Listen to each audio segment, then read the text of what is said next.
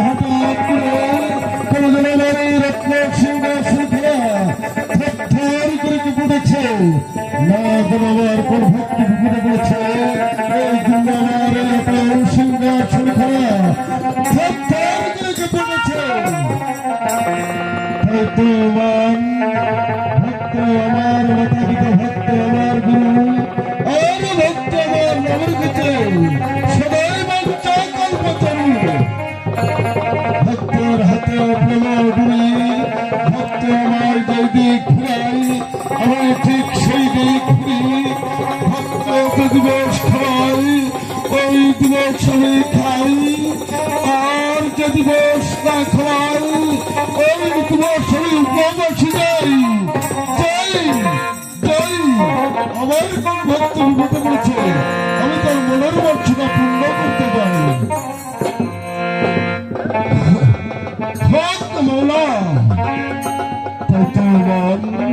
এখানে কোনো ঘর দেখতে পাচ্ছি না, কোনো বই দেখতে পাচ্ছি না, শুধু জঙ্গল আর জঙ্গল, নেই কোনো জনমানবের গ্রহার, চারিপাশে শুধু পশুর হংকার।